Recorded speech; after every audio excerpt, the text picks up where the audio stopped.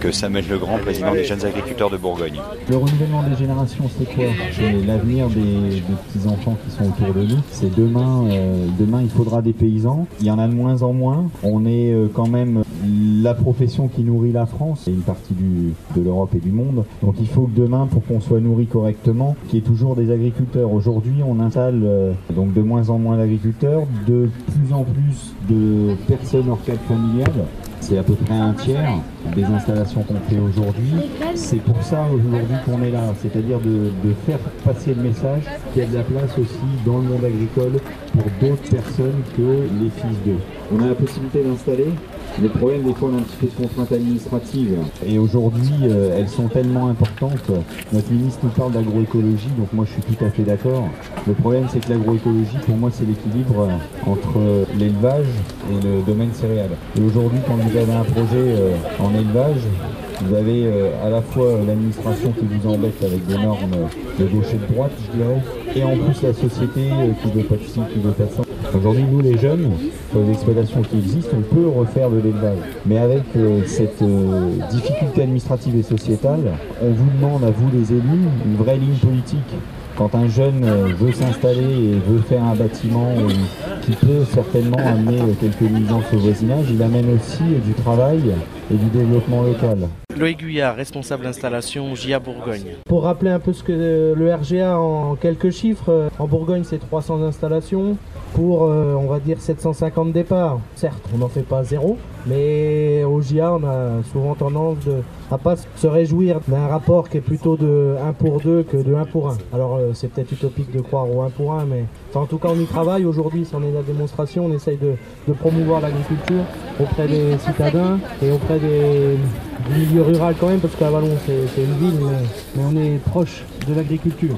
Donc voilà, on essaye toute l'année, par différentes actions, de défendre l'installation.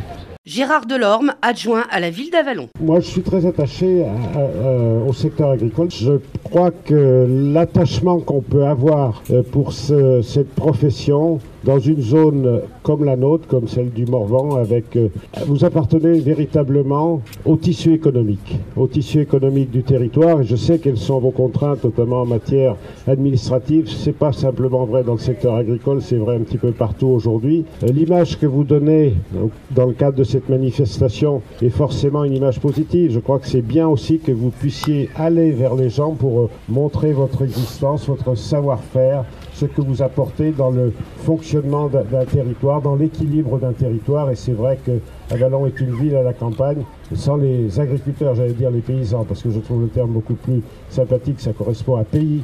Et cette image-là est toujours positive. André Lefebvre, conseiller régional de Bourgogne. En particulier, donc on soutient, un peu comme vous le demandez d'ailleurs, les agriculteurs qui s'inscrivent dans les signes de qualité, les AOC. On va s'associer avec la Franche-Comté. La Franche-Comté a un très gros potentiel et un très gros cheptel en élevage. Nous, on a les céréales, on démarre les plans protéines. Le système polyculture élevage, on peut le voir à l'échelle d'une région. La complémentarité des productions, elle peut se voir au niveau d'une région. Ce qui nous intéresse, en tout cas, nous, c'est au niveau de la région, c'est d'encourager les systèmes qui sont, comme les appellations d'origine contrôlée, sortis de la compétition internationale. André Villiers, président du Conseil général de Lyon. Alors le département de Lyon, c'est un département rural. Ce qui caractérise la ruralité, vous le savez bien, c'est l'agriculture dans toutes ses composantes. Et Lyon offre à cet égard bien toute la diversité économique. On y trouve à peu près une surface totale de 443 000 hectares, ce qui correspond à 56% de la surface du département. Et c'est moins de 4 300 agriculteurs qui mettent en valeur cette surface agricole. Alors cette diversité, elle se compose de la manière suivante. Lyon est un département céréalier, puisque notre département consacre à peu près 67% de sa surface à l'exercice des grandes cultures. Et c'est une tendance qui s'accroît. Et lorsqu'on regarde de manière infradépartementale, évidemment, on trouve l'ensemble des autres productions.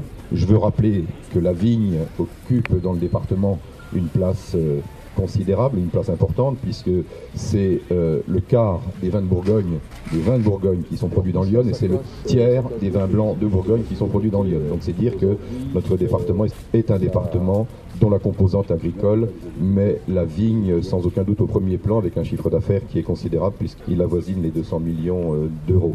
L'élevage est en perte de vitesse, hélas. Il touche des territoires comme la Puisaye, la Vallonnais et l'ensemble des vallées du département. Aujourd'hui, on a atteint un seuil qui est passé largement en dessous de la barre des 300 exploitants qui se consacrent aux activités d'élevage. Je veux poser un petit regard sur l'activité laitière du département. Entre 2000 et 2010, c'est 40% des exploitations en moins et c'est 20% du cheptel en moins au niveau laitier, alors que le département est doté d'infrastructures en matière d'industrie agroalimentaire de premier plan, dans le domaine coopératif ou dans le domaine tout simplement industriel. Pour la viande, c'est la même chose. Nous disposons d'outils de transformation de tout premier plan au niveau national. C'est dire que nous sommes dotés d'outils tout à fait intéressants, mais malgré cela, eh bien, on observe une décrue considérable du nombre d'installations. Les jeunes agriculteurs en font depuis des lustres, et c'est bien normal, leur principal cheval de bataille.